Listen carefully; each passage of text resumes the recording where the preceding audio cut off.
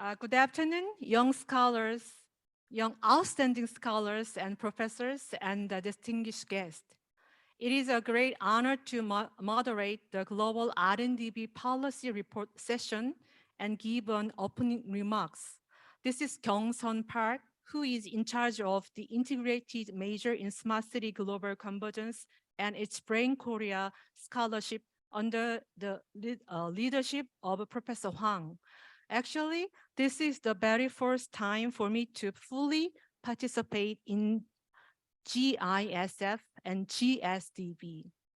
For the last 1.5 days until now, you and I have been listening to many insightful presentations such as data strategy, digital transformation policy, smart city development, etc.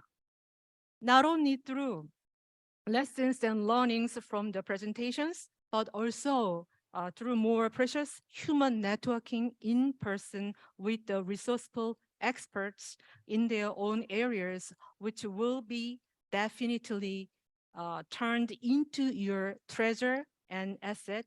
I am sure that since you all came to Korea in order to get a degree, some of your goals have been halfway done, or more than you have expected were already accomplished. Because after you go back to your own country with a degree, and when you will be in the very situation where you will need to be eager to find out the very right experts and their practical experience and knowledge, you will quite easily figure out what knowledge and experience you will make use of and whom you will be able to contact with. Let us have more chances to listen, learn, and have networking with the 6 more governmental level of figures who will prosperously lead their own countries: Egypt, Kenya, Honduras, Nicaragua, Thailand, and El Salvador. They have been dispatched to Korea, which has been still experiencing more economic, social, political, and military ups and downs. Now, it is time for them to talk about governmental R&DB reports, which have their own profiles to share current condition to realize plans to implement and issues to solve. I am truly sure that through their presentation, we will be globally more knowledgeable and experimental problem solvers. Thank you.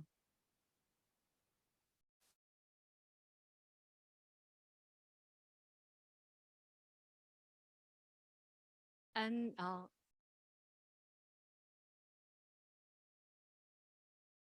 now we are going to have the first presenter, Mr. Emad Ismael. He is ICT project manager, Ministry of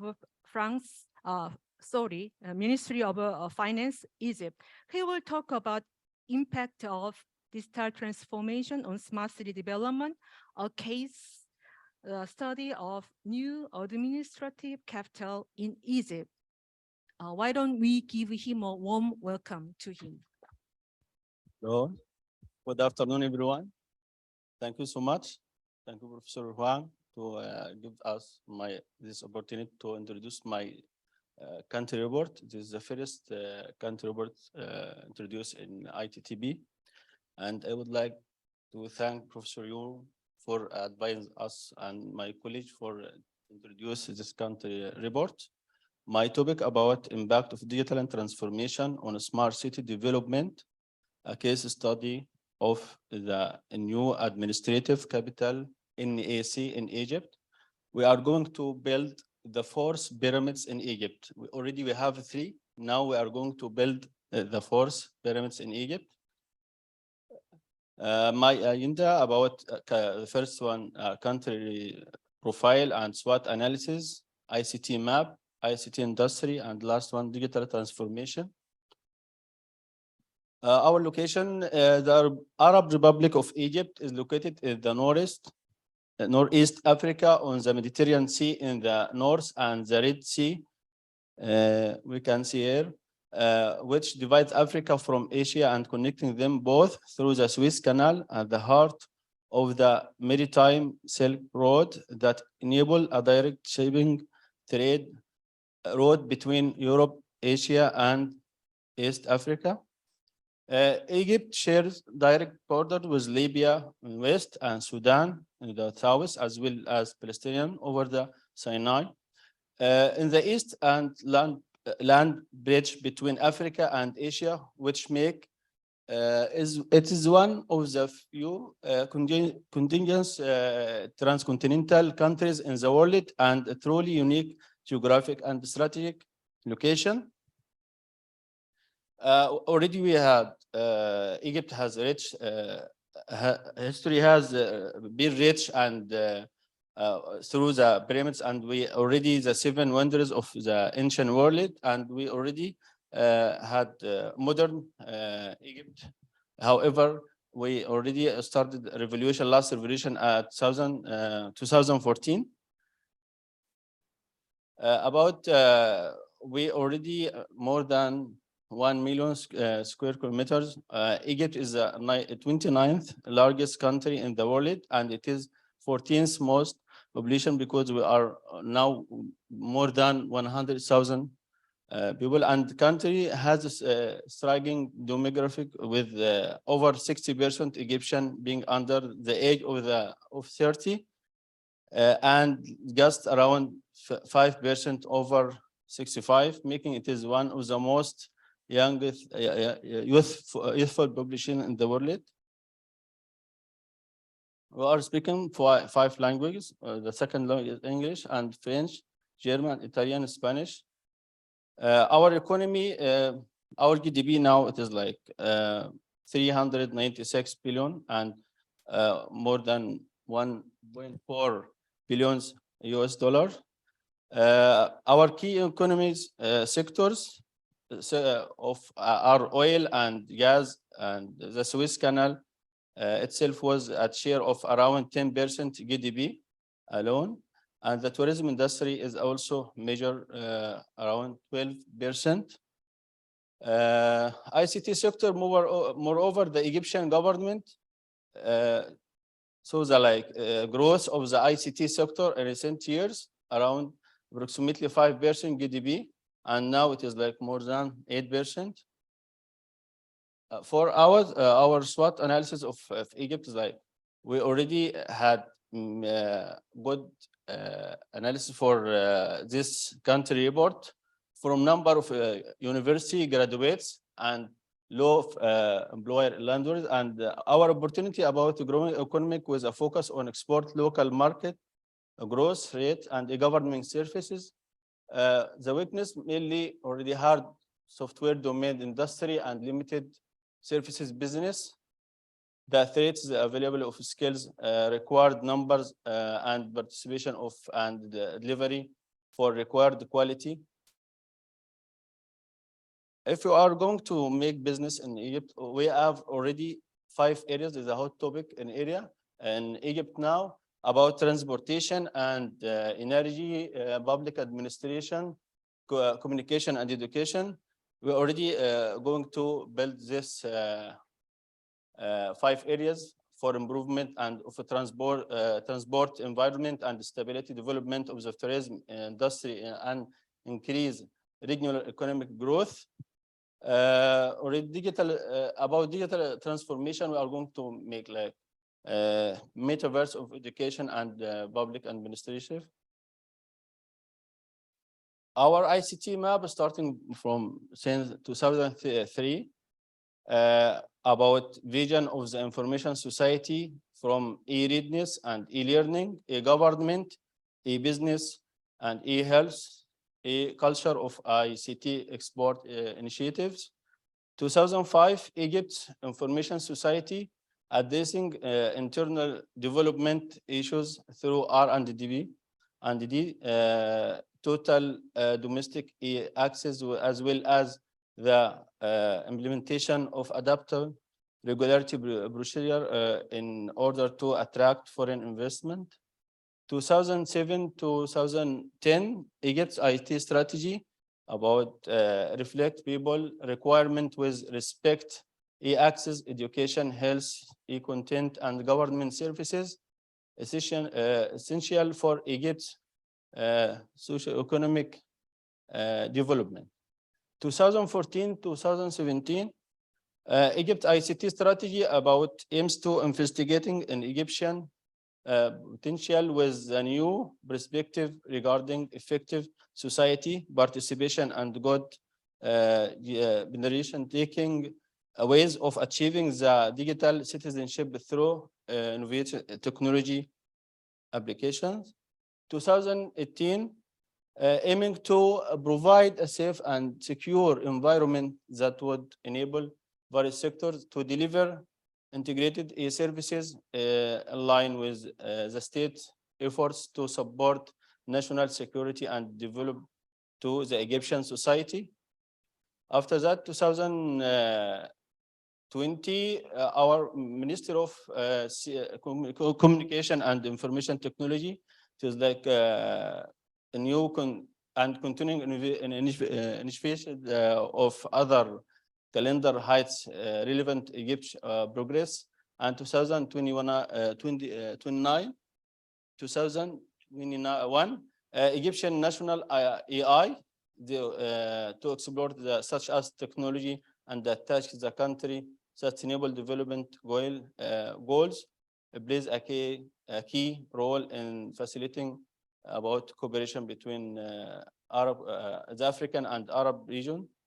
Finally, Minister of CIT introduced to introduce Egypt ICT 2030, our vision. Now, our vision of 2030 to contribute to achieving the objective Egypt vision to build digital Egypt. This is our plan for 2030 for developing ICT infrastructure, for fostering the digital inclusion and fighting corruption, achieving the transition to a knowledge-based economy, building capabilities to encourage innovation, and lastly for introduce cybersecurity. Our organization for Ministry of CIT, starting from NTRA, National Telecom Regulatory Authority, and ITIDA, ITI, NTI, last Telecom Egypt. Here we are financial digital, this map for financial digital services in Egypt. We can see here Ministry of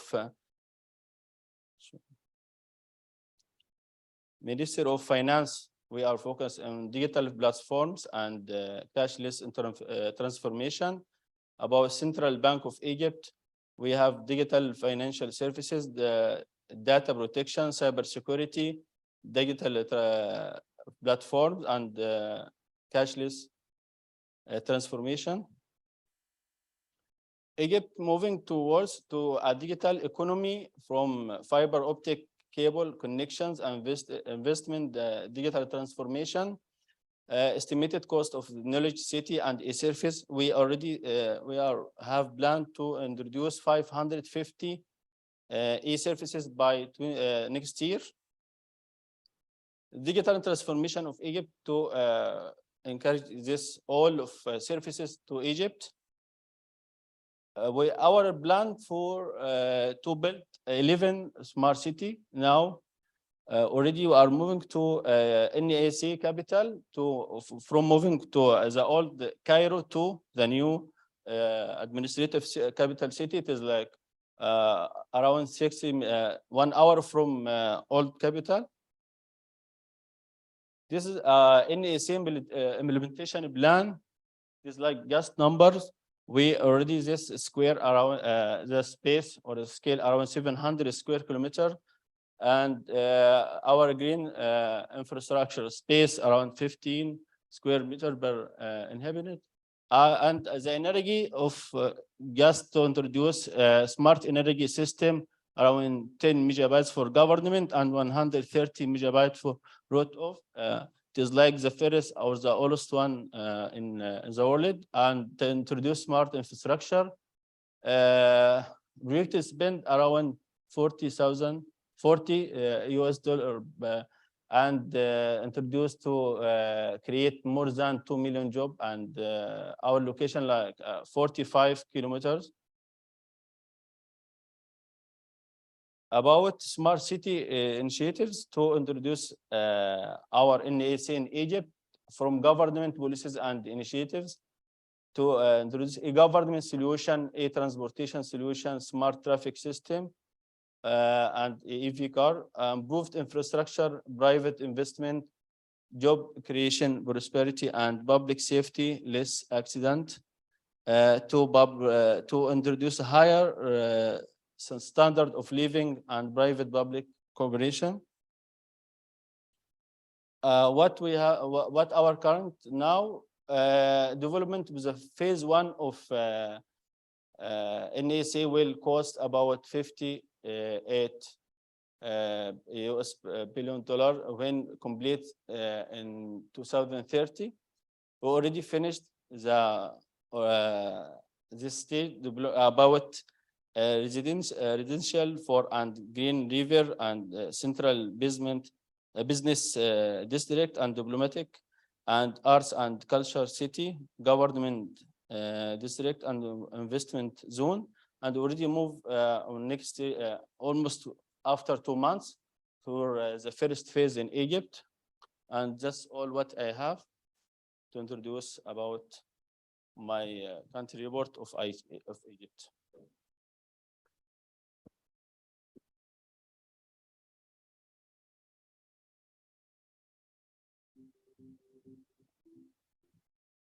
Thank you, Mr. Emad Ismael, for your presentation. Your SWOT analysis helped us to understand the impact of digital transformation on smart city development. Now, we have the second presenter, Mr. Lincoln Kasengi. He is from ICT. He is from Kenya. He is ICT Supervisor, Office of Auditor General, Kenya, who will talk about the Silicon Savannah, Kenya startup ecosystem. Why don't we give him a warm welcome to him?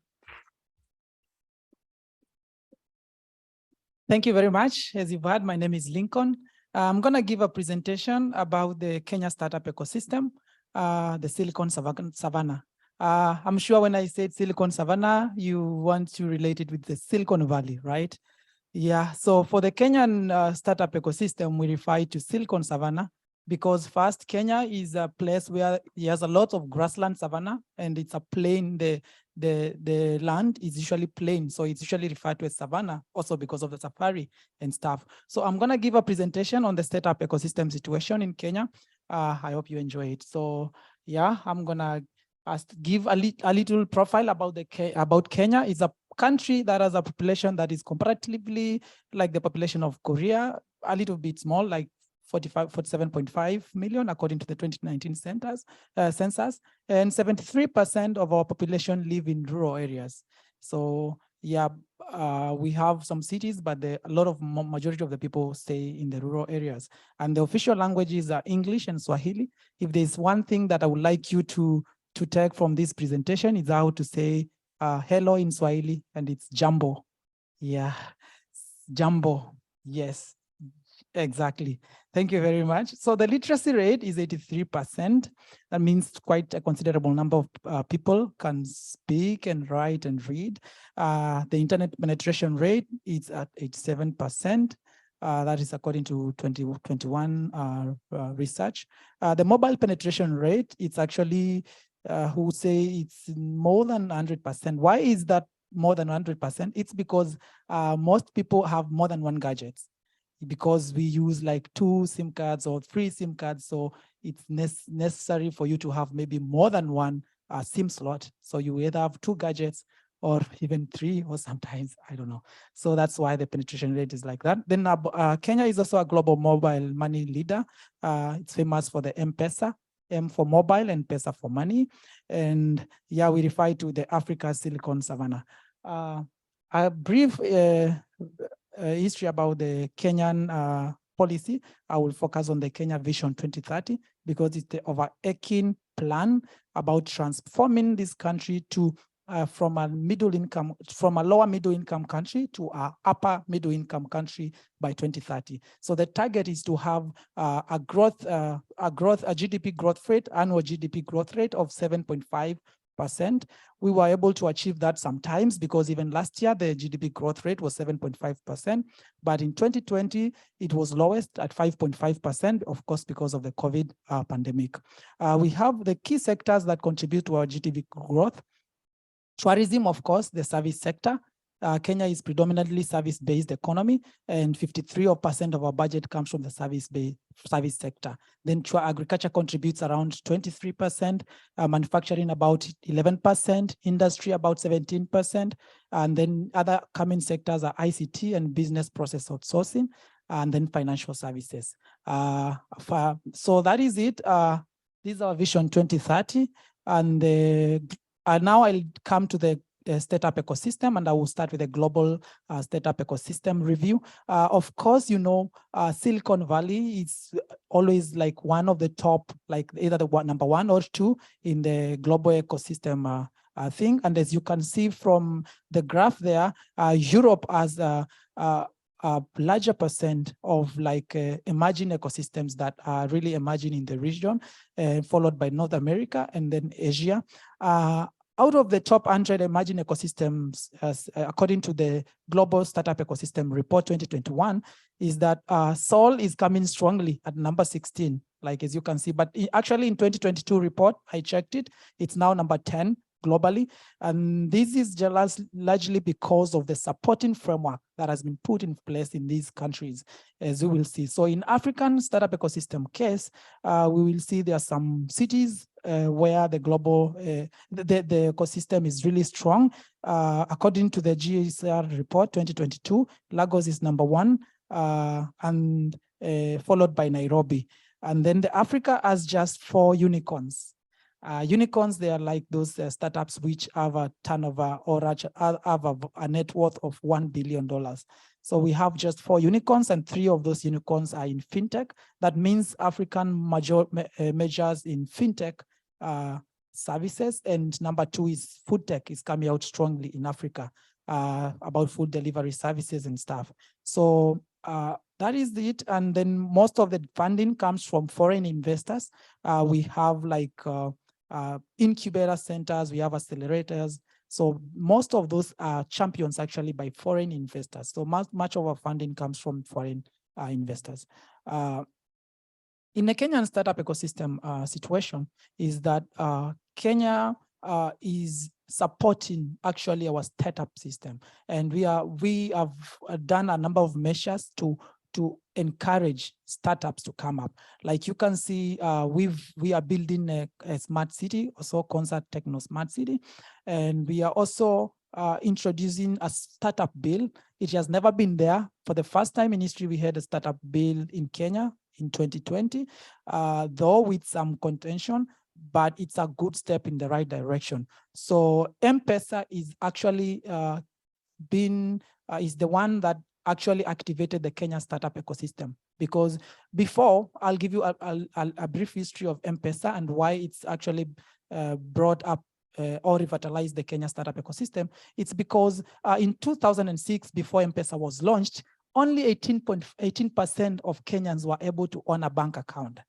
That means only 7.5% were eligible to get microfinance loans. So that means it was not a good situation for SMEs, especially because they could not get funding. Now with M-Pesa, when they came to the scene, they enabled people to have mobile wallets where you can have your money on the phone. So whether you have a 2G phone, you could be able to send money through text messages. So this enabled people to open accounts. It enables people to access finance. And this is what actually opened up the innovations in M-Pesa, because now every kind of innovation has to center with M-Pesa, because you have, at the end of the day, you have to get maybe money or collections, and you need a platform for that. So that is why, and you can see lots of startups came up as Ushahidi. Ushahidi is a platform that was used majorly in US for the elections. It's a platform whereby you collect people views. For example, if people witness some situation like the situation that happens at Itaewon, then we could be able to use the platform for emergency response, for communication, and it was used majorly in US. And then we have M-Copy, I think it was mentioned yesterday, it's about mobile lending. So we have some of these innovations, and this is a brief about the Kenya National Innovation System, whereby the system, starting from the governance system on the right, is whereby we have a number of organizations that deal with startups in Kenya. One of it is the Kenya National Innovation Agency. So this agency is charged with welcoming investors, or welcoming or finding collaborations and partnership with investors. So that was launched in 2020 through this startup bill. We were able to establish that. So any investor or any foreign collaborator, it goes through the National Innovation Agency. Then we have the National Research Fund that deals with financing, trying to attract finance for the startups. Then we have the National Commission of Science and Technology. So that one focuses on the STI. So we have this kind of governance system.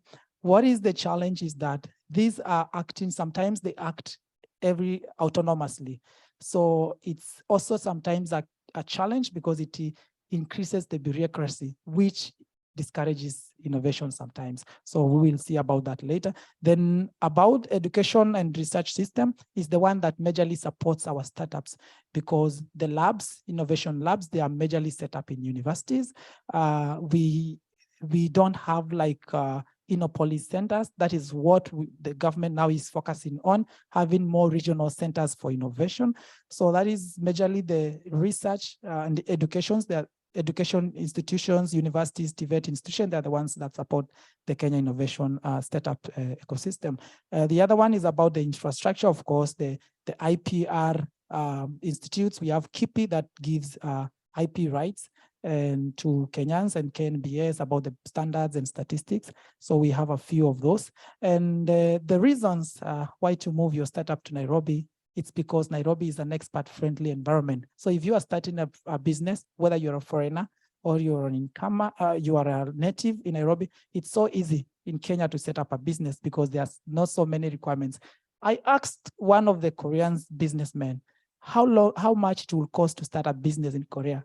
He told me maybe not less than $10,000. In Kenya, with $500, you can start a business, because the licensing, they will not take more than like $200. Then you need the rent and stuff. So it's really low, easy to start a business. You can own land in Kenya, whether you're a foreigner or a native, so you don't need to worry about that. Then Nairobi is ranked #1 in Africa and 12 globally, according to the International Expert City Ranking. Is very expert friendly, social life and affordable housing, really good startup support system. So there's no reason, once you come to Nairobi, we first welcome you with a safari, so you feel at home. Then now you can invest. Thank you very much. And then the opportunities which are there, there is a Concert Technopolis Smart City that is being done in Kenya. It's still ongoing. It started in 2020, late 2009, and we are trying to project Kenya to be a global, if not African, leader in STI, to be a global leader. So we are developing a smart city that started in 2010. We even having KAIST setting up a university there that will offer graduate courses, offering STEM courses, and it will have a special economic zone whereby all the companies, even Google and Microsoft, they have already set up base in Concert Smart City. Then the other opportunities is on tech entrepreneurship, whereby Kenya is establishing 10 regional ICT and innovation centers, trying to do like the cases of Korea, Innopolis. So they are trying to focus on regional centers, because out of those 24 incubation centers, 22 are in Nairobi. So it's like the startup ecosystem in Kenya is concentrated in one city. They want to open it up more to other regions as well. So that is a good opportunity. Kenya seeks to collaborate with local and international research institutions in that front. The other one is about regional integration. As you know, Kenya is part of the East African community that brings together 7 countries. So when you're in Kenya, you are doing business in Kenya, it means that you have access to 300 million population, not only in Kenya where we are only 47 million. You can have access to Uganda, you can have access to Tanzania, you can have access to Congo, which now is the new member of the EAC.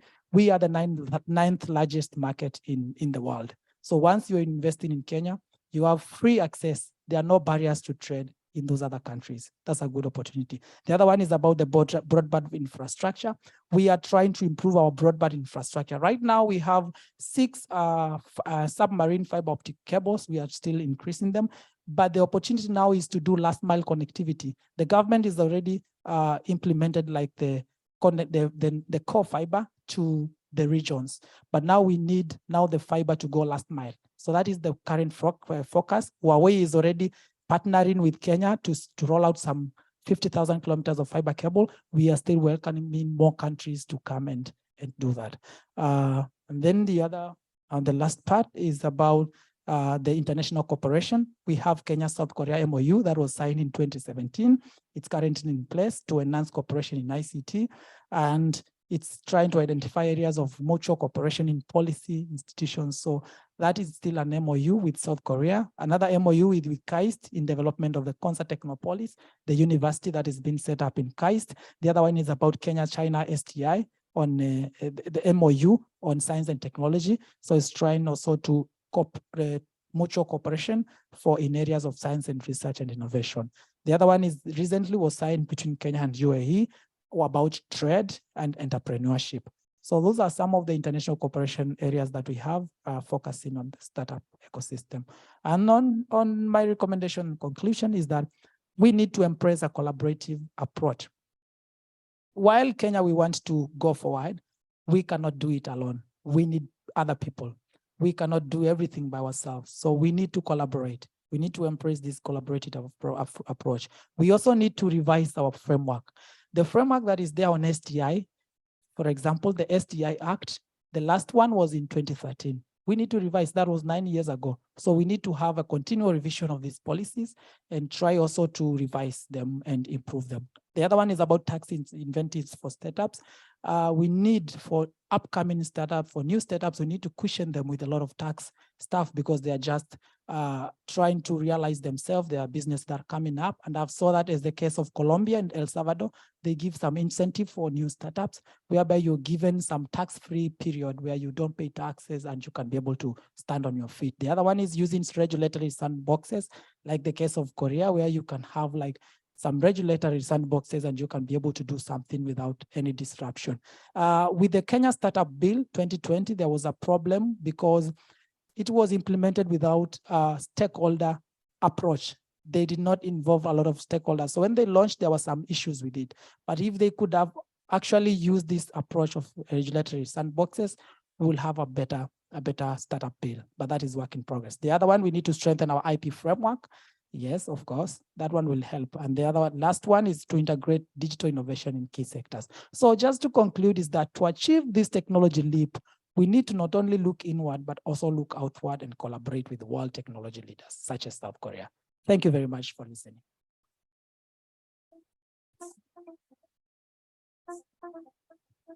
Mr. Lincoln Kasengi, thank you for your presentation. It was a great privilege to listen about the essence of Silicon Savannah, not Silicon Valley. Where can we learn about African startup ecosystem, especially about the Kenya case? I think Mr. Kasengi will be father of a startup in Kenya, and the Kenya will be the hub of African continent. Thank you so much. Now we have the third presenter. He is from Honduras. Mr. Samuel Romero Fortin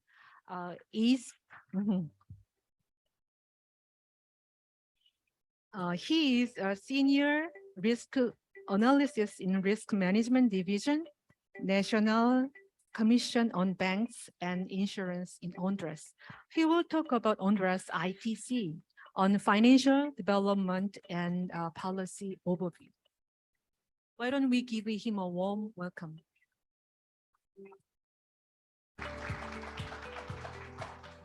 Good afternoon, everybody. For this report, I just focus with the guide of the professor. We focus on the analysis of the current situation regarding ICT policy in Honduras for afterwards to identify the opportunities in the country, right? So, okay.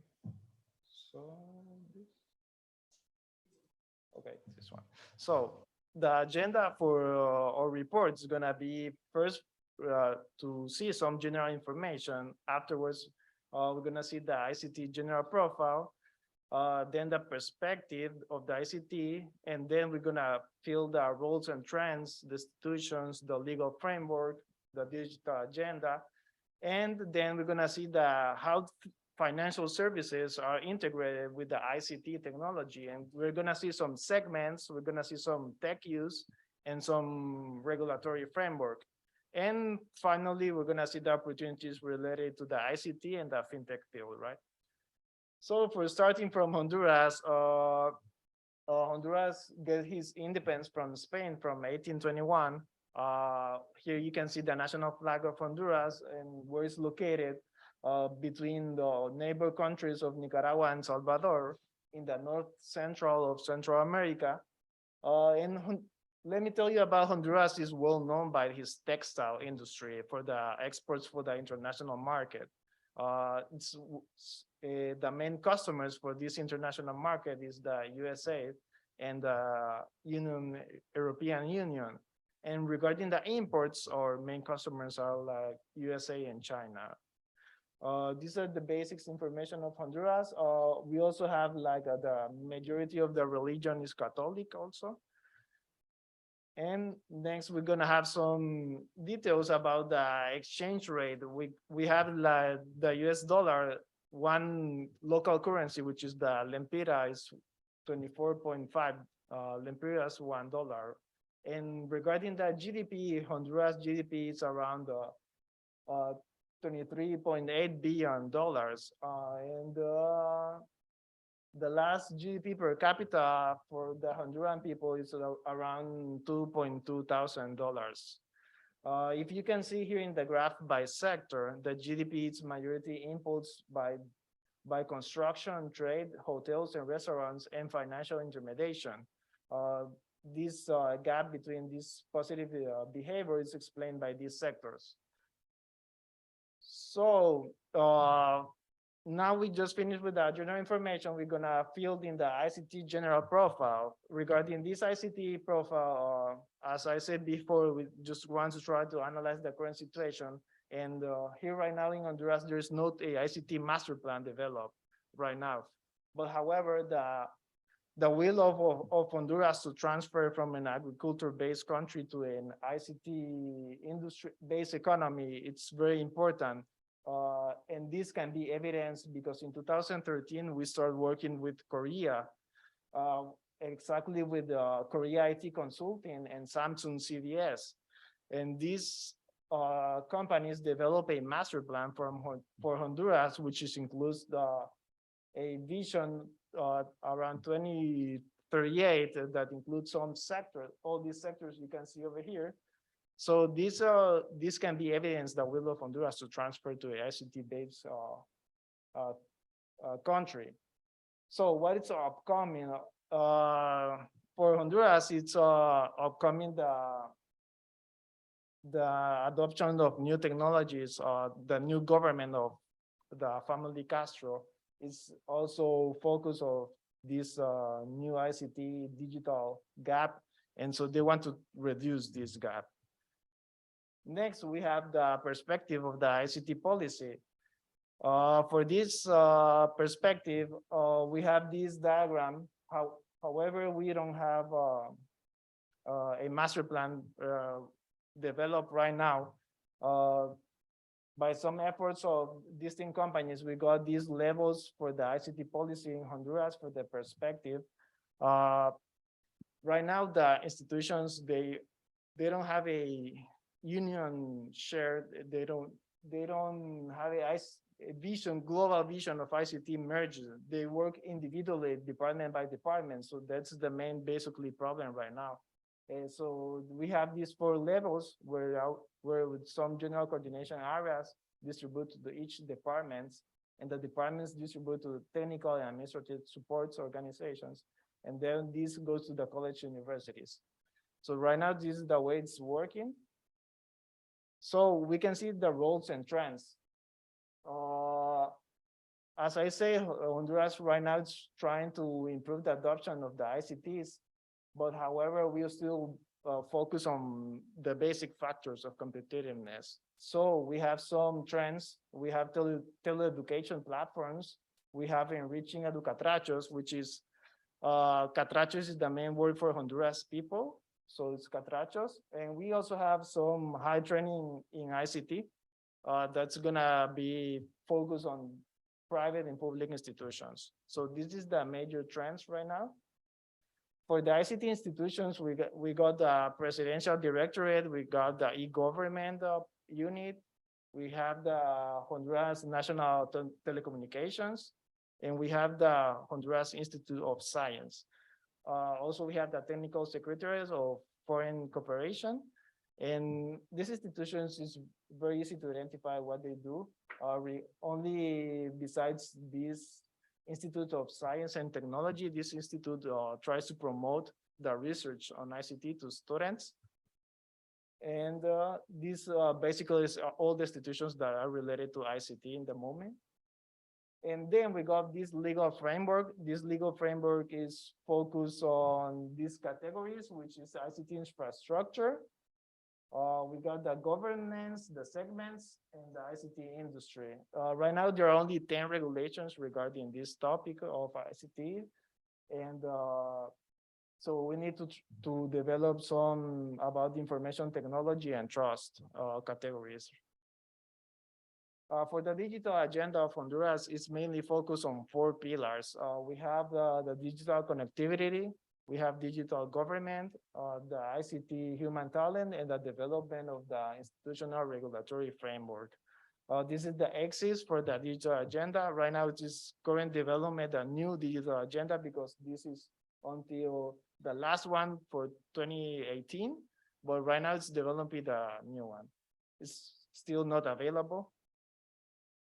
So ICT on financial development, why relate the ICT involving the financial intermediate? So if you remember when I presented GDP, the financial intermediation has a positive impact in the most difficult times for Honduras,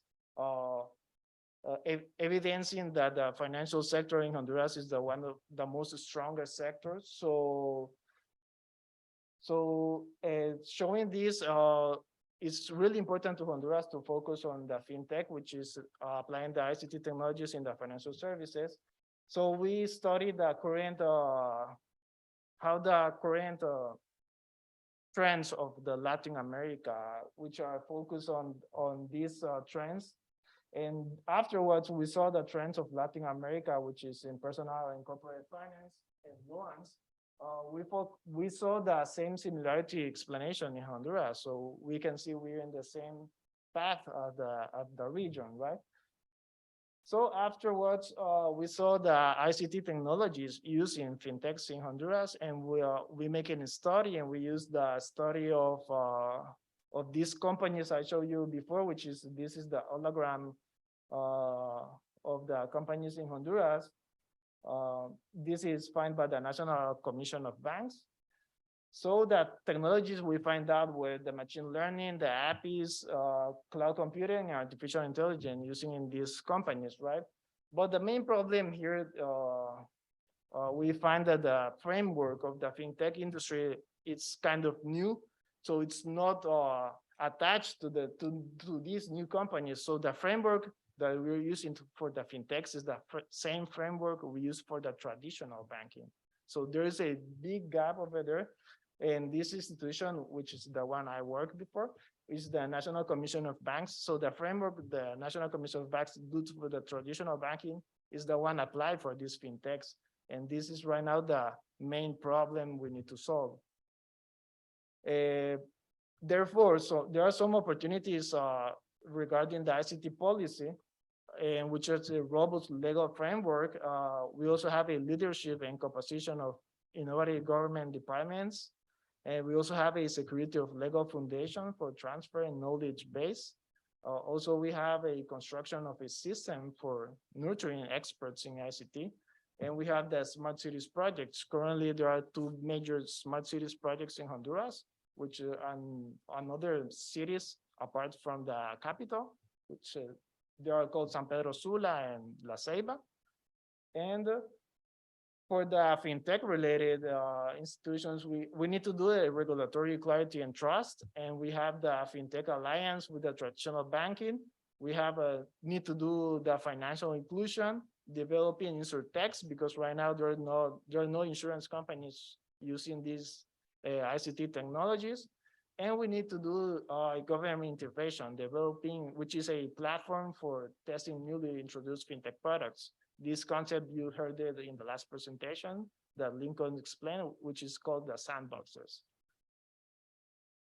So therefore, afterwards, finally, we have the international cooperation with Korea. As I explained the first part, there was a feasibility implementation plan that we worked in 2023 with Korea, which include until 2038, a stage to create a plan to transform Honduras into an ICT country.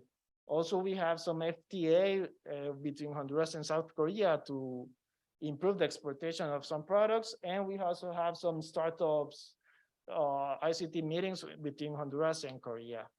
So these are the international cooperations we already have with Korea. And this is all. Thank you.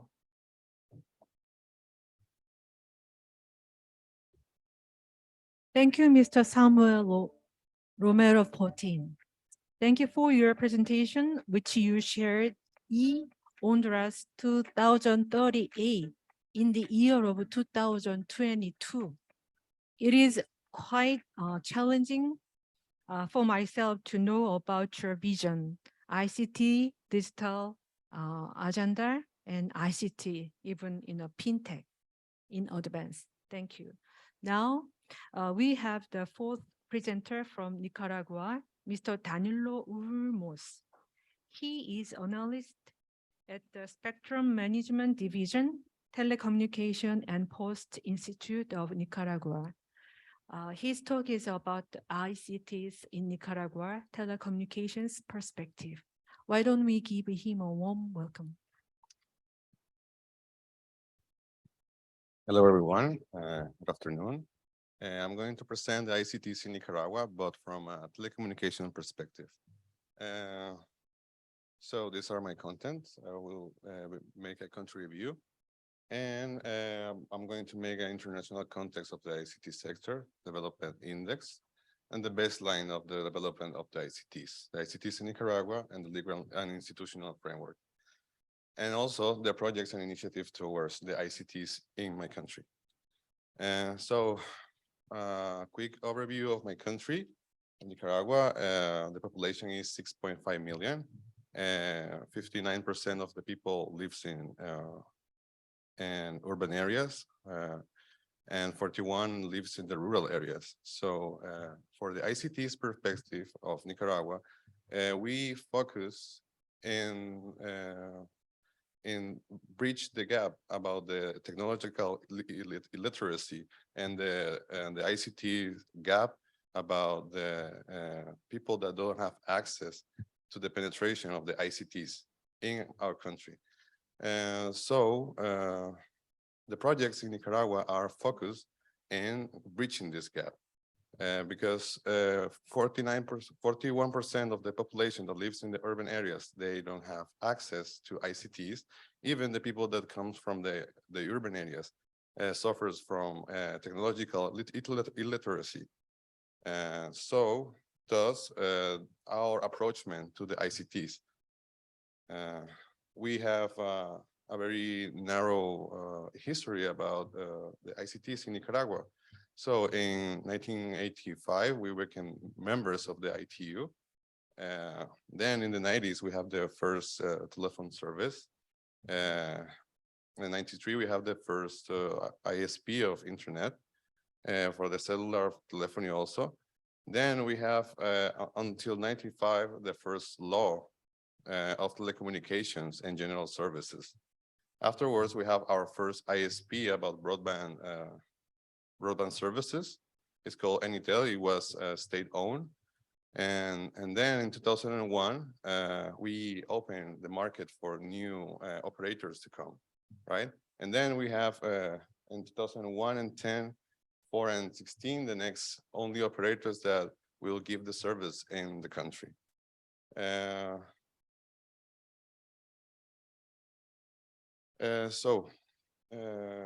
ITU makes a tool that is called regulatory ICT regulatory tracker. This accumulates 50 variables in which they make a diagnosis about the regulatory framework and the ICT perspective of a country. They identify the changes taking place in the ICT regulatory environment globally using qualitative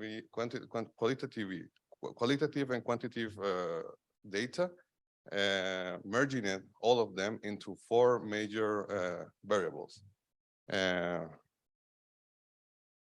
We have regulatory authority, the mandate of the regulatory authority, the regime, and the framework. The one is focusing on the functioning and independent regulatory. These have the independency of the regulator to make decisions by their own, not mandated by the pressure of the operators.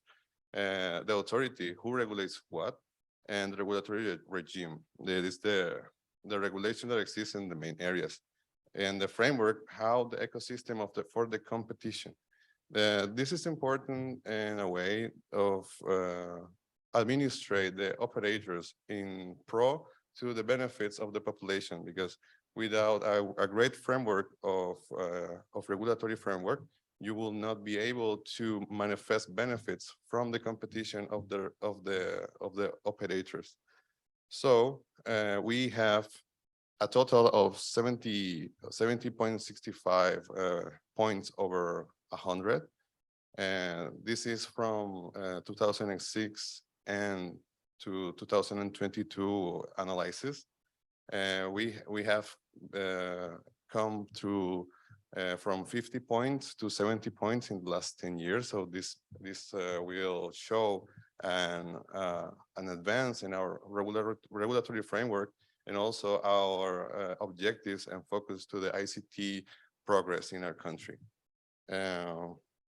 Then we have the generations. After this analysis, the ITU will give you or will classify you in a generation of regulations, right? So we are stated as G3, the 3rd generation, besides G1 and G5. So we're starting to command the control to approach the 1st generation to the 5th based on harmonized collaboration with all other sectors of the country. So the main reason that we have to have a good framework of regulation, it's because of the telecommunication ISPs. For us, this is the main way to get to the people to have ICT's penetration, right? But they are a business, so if they are not regulated, they will just will play for profit and not for development of the countries, right? So one of our main challenges in Nicaragua is that we have the first operator, that is Claro. Claro bought our national telephone company in 1995, and they possess 55% of the standardized frequencies for developing the service of mobile networks, right? So they have almost 165 megahertz of the spectrum, almost monopolizing the main resource of telecommunication for services, right? So then we have Tigo, that's the other one. Due to light regulations, they came to acquire most of the spectrum of our country. So mainly, the main reason is because before we didn't have a great framework that we are working on. So for example, after this challenge that we had, the government will try to introduce new operators in order to dynamize the market and try to make benefits for the population, right? So they introduce Kotel. It's a Chinese operator, but as the other operators will have all the spectrum for the standardized technologies, they will have to use another technology that is called MacWheel. It's not well known by anyone. Nevertheless, it became operations in 2019, and it really make a really good effort to dynamize the prices in the ICT sector, giving more better prices for the population, and also making concessions with the government about making coverage to the rural areas that are not feasible to make a business in. So with the baselines for the development of the ICT sector. So we have, first of all, well, the political constitution, and then we have the general law of telecommunication of multiple services, which regulates the public services in general interest, special interest of services of particular interest, and unregulated services. Because as well as we need to regulate the operators in order to have access to ICTs for the most sensible and poorest area. We need also to know how and the know-how and how to apply and channelize our focus into new projects of ICTs, right? So we have legal power to regulate them, but also to channelize the cooperation via international institutions of cooperations. And so by these laws, it was possible to channelize this cooperation and have this kind of plans. We also don't have a master plan about ICTs because we are focusing in bridging the digital gap and have the better penetration for our people in order to have further master plans. So first of all, we have the government plan, the broadband project, and the satellite system, and one computer per child. So in the good governance plans, we have a plan in which we are approaching the digital gap in order to make penetration and connection for the most poorest areas and the rural areas. So, for example, we have access to telephone services which are not feasible to make business with just by concessions to the government, to 300,000 inhabitants, increase the fixed telephone lines, guarantee access and quality high speed through the national broadband plan, expand the network infrastructure into 72 municipalities. And then we have the project that is for the Caribbean, which is a bit of in Nicaragua. It's a bit of a forgetting place, so we need to integrate them into the ICTs in order to have inclusion, digital inclusion. Yeah, ensure that the health centers have high-speed internet, internet for public schools, and so forth and so on. So one of these are the projects that are in development right now. We have the broadband project. It's a high-speed fiber optic network that it's financed by the R&DB 50% and 50% by the government of Korea. So the main reason for this is to expand the infrastructure backbone to the last mile network, updating the regulatory framework to ensure the network is used to fair price and increasing the information technology capacities for the users. So 50% is for governmental purposes, for giving high-speed internet to the health centers, schools, and institutions. And then we have the other 50%, which is for business. So the ISPs will connect to this high-speed fiber network, and they will not have to make the first inversion. So the first investment. So they just have to make sure to have the last mile connection. So they will have good prices for the services to the population and to affordable prices for the most poorest areas. Yeah. So then we have a satellite system, it's a pioneer project for Nicaragua because we didn't have any satellite yet. So there's a lot of stakeholders, but the main reason it's to promote the project related to education, medicine, and climate change, support agriculture, civil protection, science, and technology, among other areas. There's also, that's 50%. Then the other 50% is for ISPs and broadband selling. Yeah. Also, we have a project from the ITU, which intends to give computers to the most sensitive and poorest sectors of the country with internet in order to bring together all the people and all the poorest communities in Nicaragua, and they will have one computer per child for inclusion of these people. Yeah. So, thank you.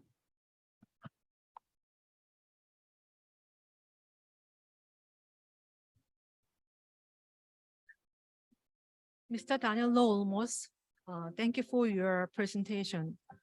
Well, from my perspective, your report is not just for reporting to your government. It seems like your report will be able to be your doctoral dissertation according to more robust and quantitative and qualitative, the methodology. Yeah, thank you. Now we are going to have a fifth presenter from Thailand, Mr. Wiwat Mongonnawa Satyan. He is Computer Technical Officer, professional level, Office of Permanent Secretary, Ministry of Digital Economy and Society, Thailand. He will talk about digital Thailand. Why don't we give him a warm welcome? Thank you, Professor Park, and good afternoon, everyone. My name is Wittawat Mongkonnawasathian. So today I would like to talk about digital Thailand. Okay, I will start to talk about Thailand. Thailand, maybe some people know about my country, but I would like to show more clearly understanding for the Thailand. So in brief, so Thailand, Kingdom of Thailand is an official name that was changed from Siam, maybe around 1949 by the government. So Thailand is located among with 4 countries with Myanmar, Laos, Cambodia, and Malaysia. Thailand is in the Southeast Asia country. So we have Bangkok is the capital city. So the area around 500,000 square kilometers, and we have the almost 76 province around the country, almost 106 district, 7,000 sub-district, and almost 70,000 village in the country, and population around 66 million people, and GDP around 500 US dollars, and we use Thai baht as the currencies. The political system is the parliamentary democracy with constitutional monarchies. For the market, Thailand has the top 10 import market about crude oil and machinery part, automobile and electric machineries from China, Japan, USA, Malaysia, Taiwan, and Korea.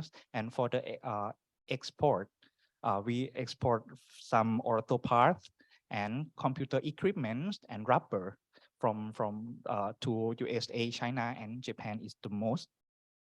So let's talk about the digital fact with Thailand based on the digital development dashboard to 2020 that provided by ITU.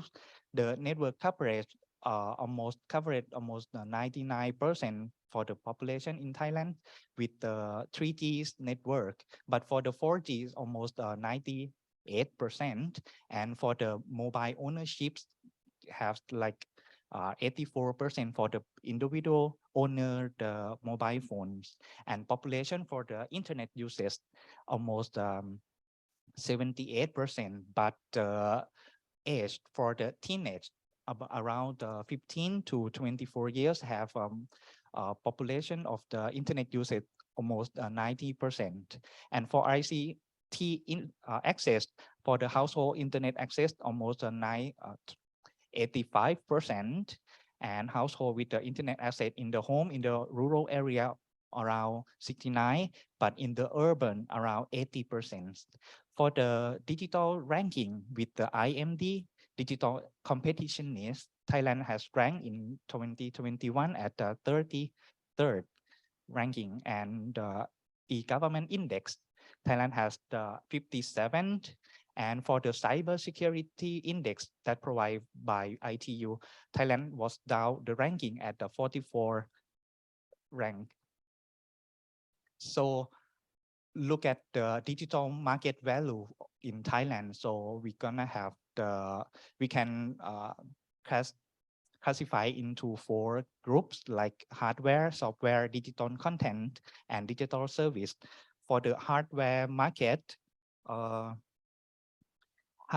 was around almost 190,000 million baht, that down 10% from 2019, and smart device market down around 2.2%, and software market was down 2.6%, around 100,000 million baht, and software solution service solution market was up around 6%. And regarding with the digital content that include that animations and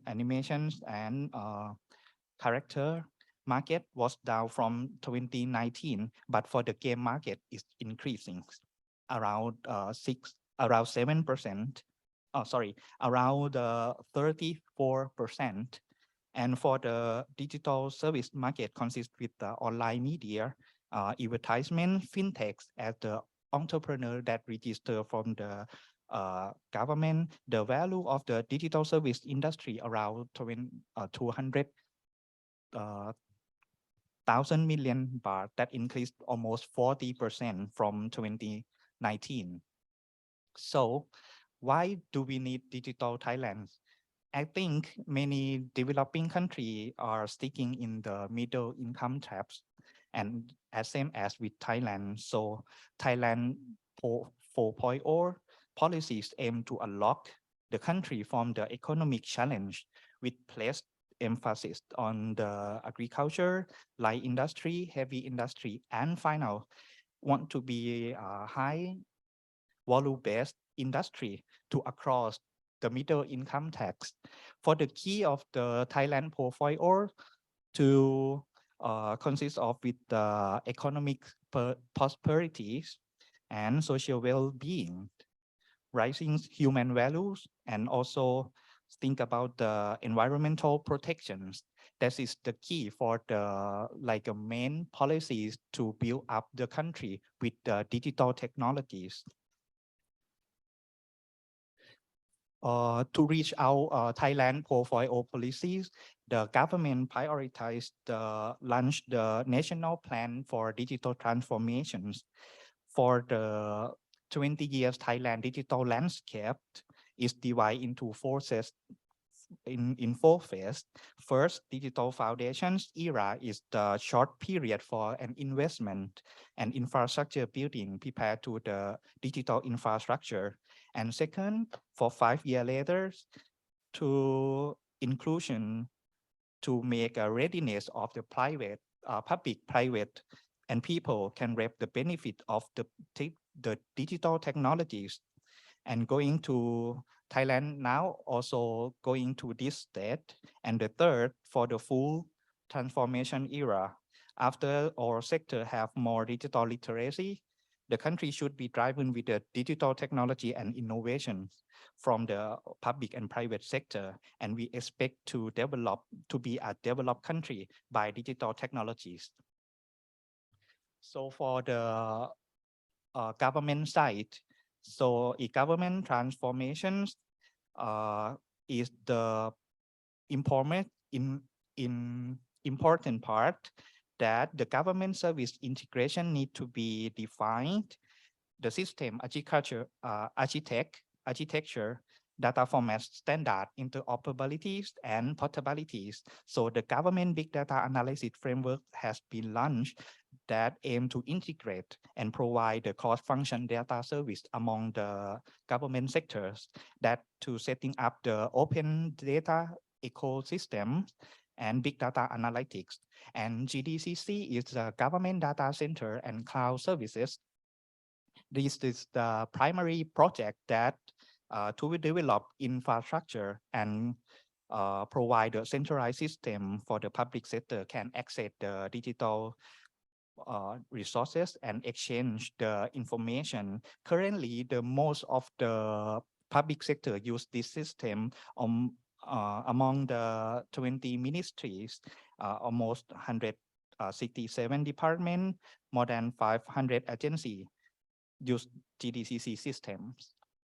So for the next, Thai government try to prioritize the smart city development as the national plan. So the government expect that to target the smart city development to build up the city around 15 cities around the country to be our smart cities. But there are two kinds of the smart city that defined in Thailand.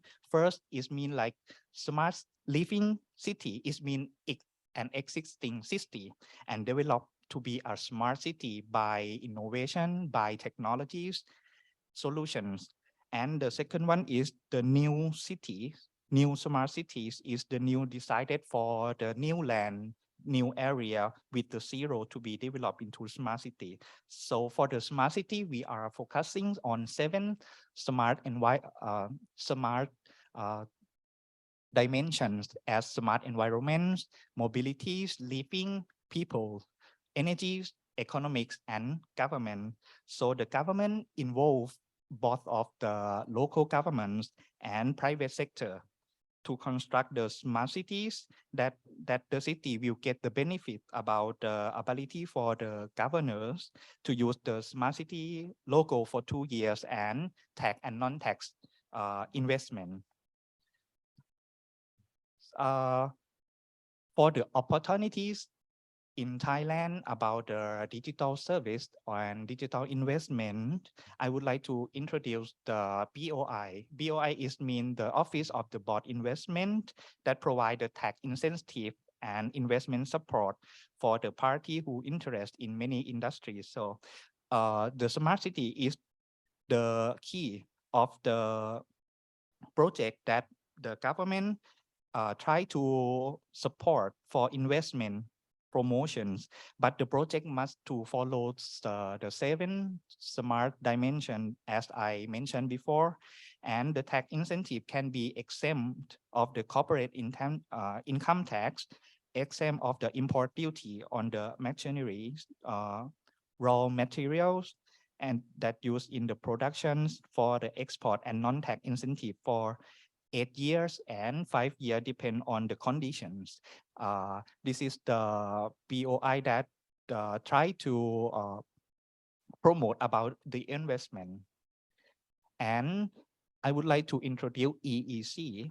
EEC is means Special Economics Eastern Economic Corridor. This is the project that located in the east side of the Bangkok that include of 3 provinces as the Chachoengsao, Chonburi, and Rayong nearby the airport, seaport, and industrial estate. There are 12 target industry as the next generations as automobiles, smart electronics, medical wellness, tourism, agriculture, and biotech, food for the future, robotics, aviation, and logistics, biochemicals, medical hub, and digital product and innovations, as well as the smart city development also. So the events, so the investor can be eligible to receive both of tax and non-tax support. So for the international cooperation, actually for Thailand and Korea has many kind of the cooperations. First, I would like to give some example like Thailand and Korea bilateral cooperation as the we got the World Friend Korea program that provide the expert from the Korean government for consulting the government sector relating to digital technology and digital development. And second, we have a cooperation on cybersecurity alliance that intended of the capacity building on the cybersecurity field between the Ministry of Digital Economy Thailand and the Korea Internet and Security Agencies Korea. And last 2 years, Korea and Thailand formally established the new MOU on cooperation about the smart city development with the Ministry of Digital Economy Thailand and Ministry of Land Infrastructure and Transportation of Korea.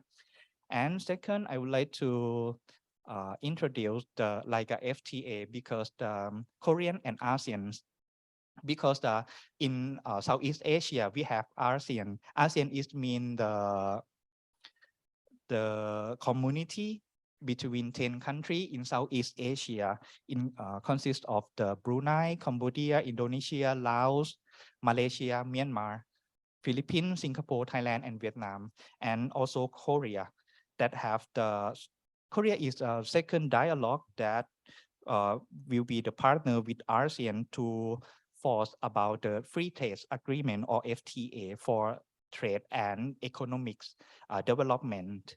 And the last one, RCEP FTA. RCEP is mean the Regional Comprehensive Economics Partnership is a big free trade agreement between 10 member countries, ASEAN member countries, plus with 5 partner as the Australia, China, Japan, Korea, and New Zealand. The RCEP is the biggest regional FTA outside the WTO or the World Trade Organization, cover almost 30% of the global GDP, around 26 trillion US dollar, and 30% of world population that aim to remove the trade barriers and increase investment, and also to driving the economics on the region with the member.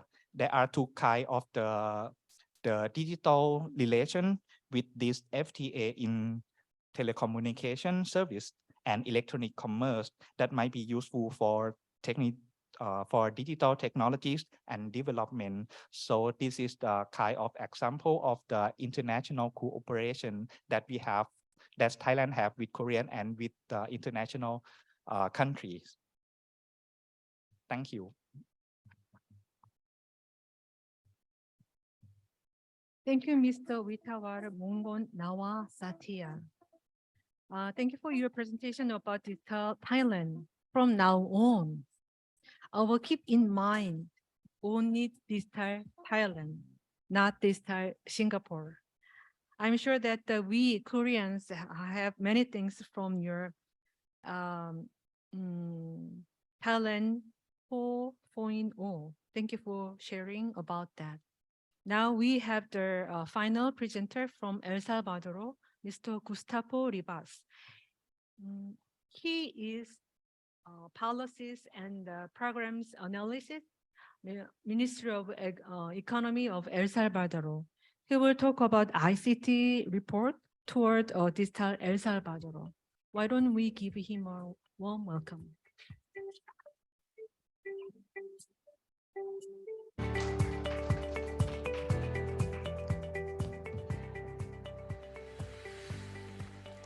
Good afternoon, colleagues, professors, and ITPP staff. It's a great honor to be invited to the GSDV 2022, and it's great to see you all safe and sound. Thank you so much to the ITPP staff for this event. I totally appreciate your work and coordination. This time, I am glad to present the ICT report towards a digital El Salvador.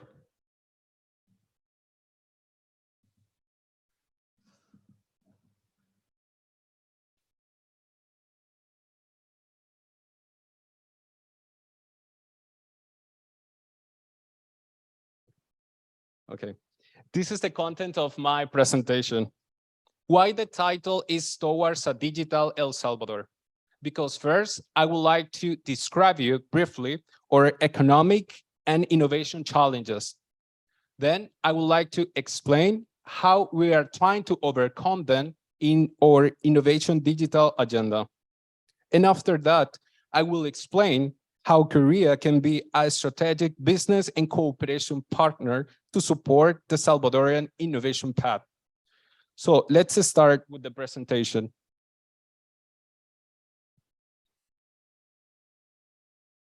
As Honduras and Nicaragua, El Salvador is part of the Latin American region. We are 6.7 million of inhabitants living in our country, but we are 2 million of Salvadorians living in the States. You might hear that El Salvador recently recognized Bitcoin as legal tender. Therefore, nowadays, our currencies are US dollar and Bitcoin since 2021.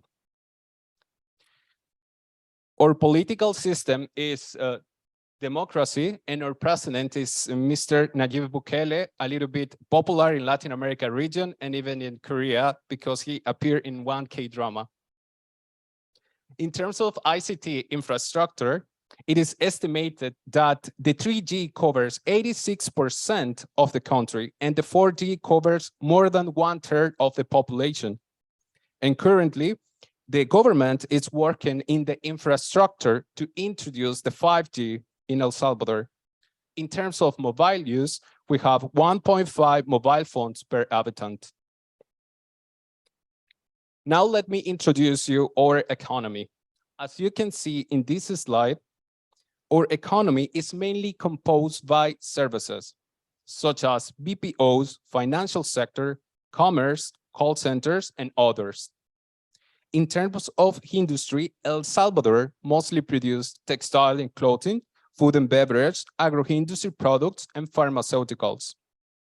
As you can imagine, our main markets are United States and Latin America. However, Korea is in the top 10 business partners of El Salvador. Why? Because we export a lot of sugar and coffee, and we import from Korea vehicles and machinery. Unfortunately, El Salvador is still part of the middle-income economies, giving our gross domestic product per capita. Therefore, what are the remarkable challenges that we have as an economy? As you can see, we have a low economic growth rate. Since the last decades, El Salvador has been growing just 2% per year. Secondly, we have weak innovation efforts. As Hausman and Roderick has stated, El Salvador lacks of self-discovery and the implementation of an economic transformation policy has not been a priority for the previous administrations. Thirdly, we have remittance dependency. The remittance in El Salvador represents 20% of our gross domestic product. Also, we have weak human capital skills. The average schooling of the population is 7.2 years. Also, we have weak business dynamism. Why? Because we have a low grade of innovative companies with disruptive ideas. Therefore, you might be wondering, what are the Salvadorian challenges to innovate? Why it has been difficult for us to do it?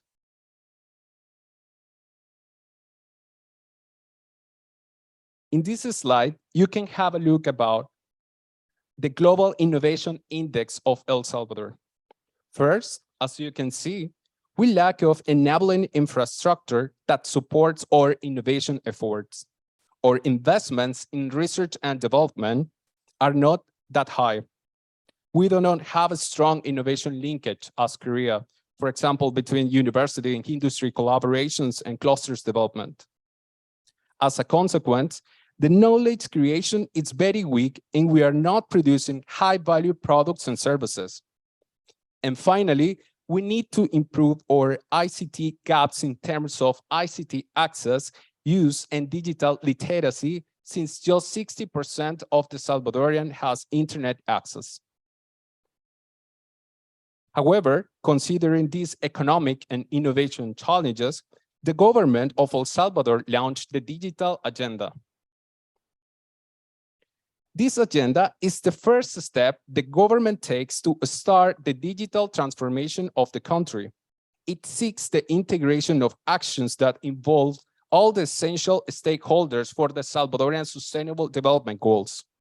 The main principles are economic development, social welfare, and safety. Safety is the highest priority in the national level.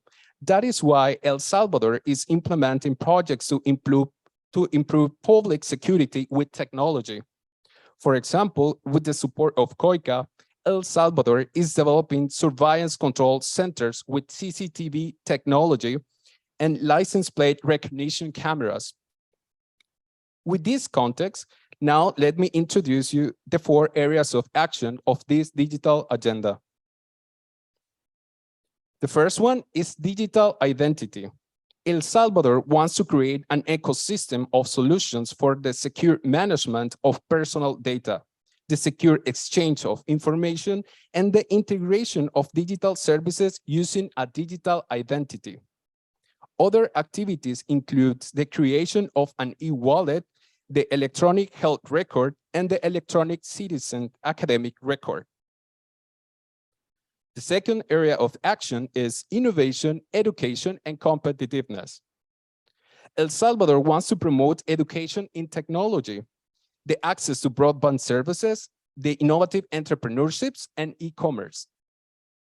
Some activities include the creation of a smart city living labs, smart mobility solution, the fintech regulatory framework, technology parks and tech districts, and the adoption of the emerging technologies in the government services. The third area of action is the modernization of the state. This refers to the integration and modernization of government services to guarantee citizen participation and transparency. The government wants to create the National Public Service Portal to integrate all the government services. And also, it wants to create the National Interoperability Platform across all state institutions. The fourth one is digital governance. It contains the activities to promote a legal framework that facilitates the construction of a knowledge society that is inclusive, that protects rights, and that guarantees privacy and security. Some regulations that will be developed here are the Digital Government Law, the Data Protection Law, the E-commerce Law, and the Cybersecurity Strategy. Now that I already described the Salvadorian innovation challenges and also what we are trying to do to overcome them, I will describe how Korea can be a strategic business and cooperation partner for us to support our innovation path. El Salvador is dedicated to encourage investments and cultivating long-term ties with its investors, particularly from these sectors: digital technologies and BPOs, aeronautics, light manufacturing, particularly pharmaceuticals and food products, renewable energy, and tourism. Let's have a look about some interesting business opportunities between El Salvador and Korea. First, Central America has a free trade agreement with Korea that started recently. There is an opportunity for Korean tech companies to do business with the Salvadorian light manufacturers to improve their productivity and to facilitate the business digital transformation. In this FTA, Korea has a preference for high-tech products, vehicles, and others.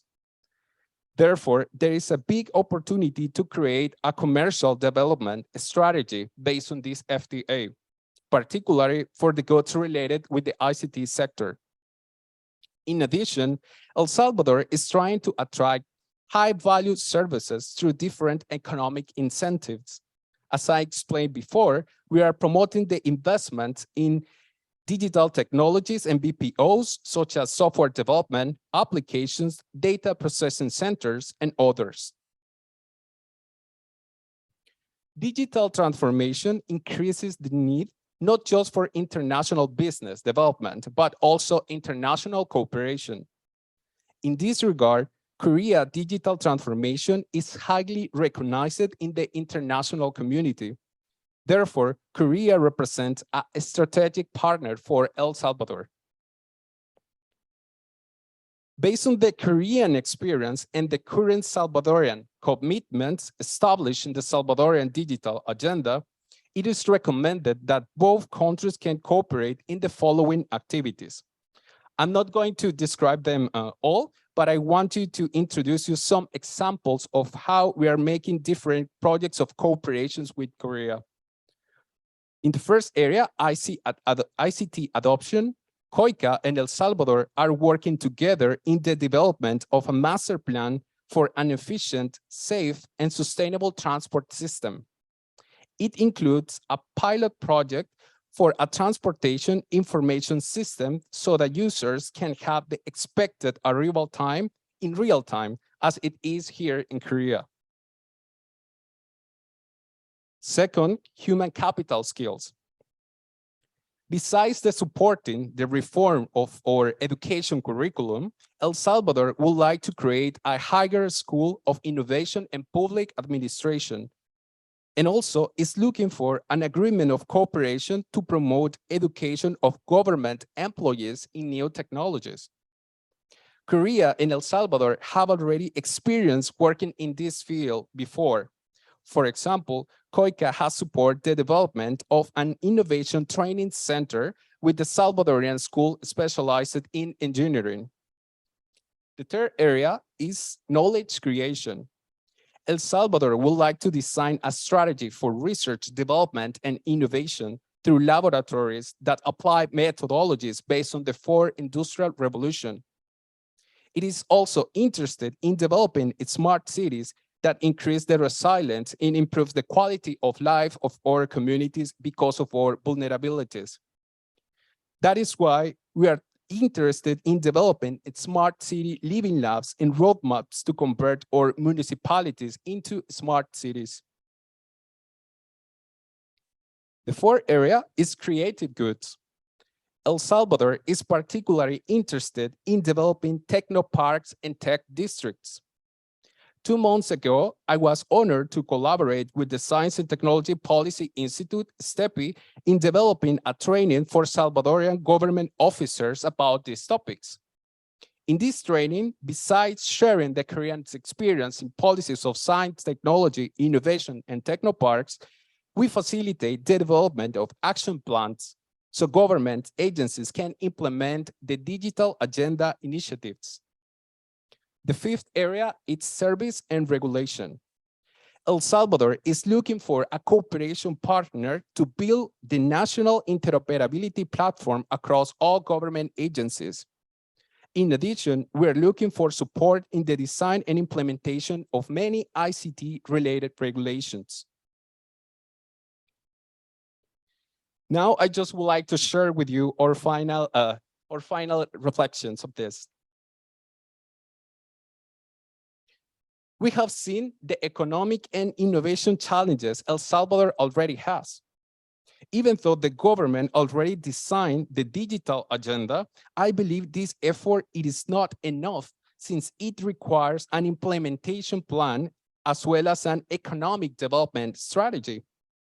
We have our vision, we know what we would like to do, but we definitely need international partners that help us to implement all the activities that we want to do.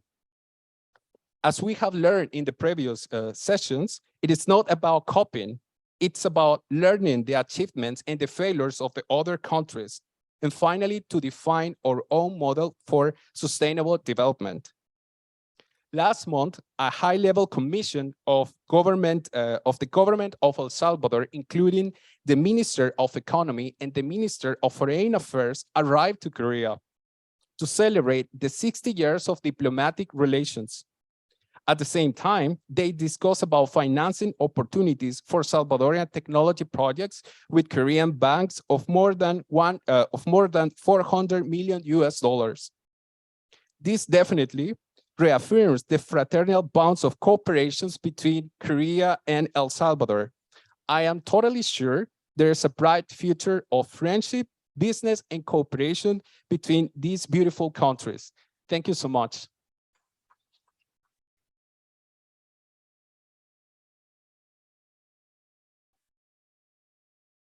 Thank you, Mr. Gustavo Rivas. Thank you for your presentation. I will keep in mind not only digital Thailand, but also digital El Salvador. To myself, it seems like I had a minister of your country, not an analyst from El Salvador. I hope that I will see you sometime later when you will be a minister of your Ministry of Economy. Thank you. Well, I was told that talk about and give you an overall review. So I'd like to give you my, how can I say, final remark about this session.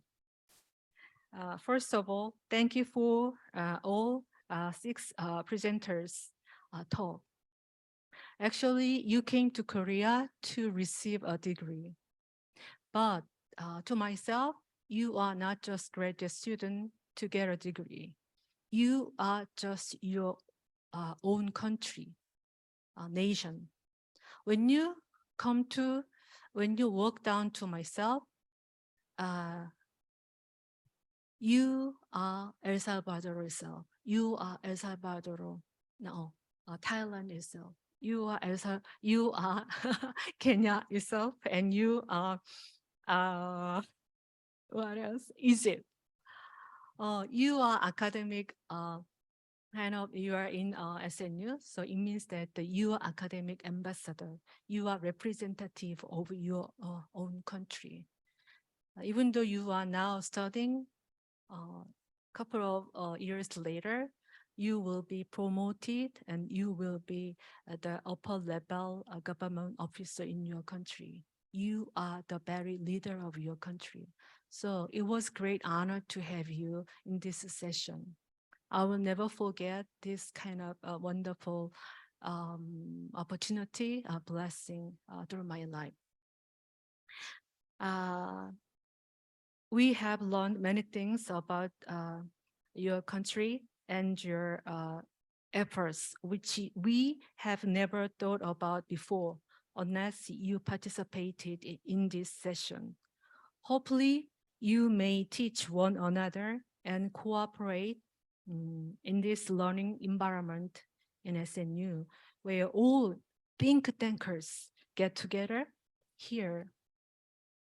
I'm sure your nation's people will be waiting for your accomplishment that you will bring to your own country, your people.